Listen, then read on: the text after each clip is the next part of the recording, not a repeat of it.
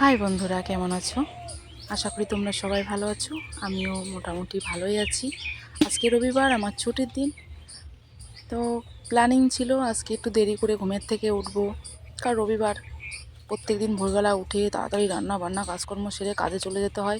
সকালে যাই, সে রাত 8টায় বাড়িতে ফিরি। মানে সংসারের কাজ কিছুই হয় না, শুধু রান্নাটুকু করেই নিয়ে চলে যায়।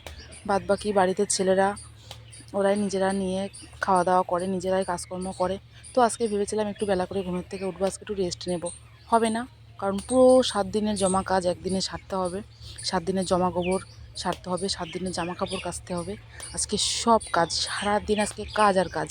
আজকেই কোনো বিশ্রাম নিতে পারবো না। কিচ্ছু করার নেই, কাজ তো করতেই হবে। তো আমার কাজ শুরু হয়ে গেছে, কি বলবো।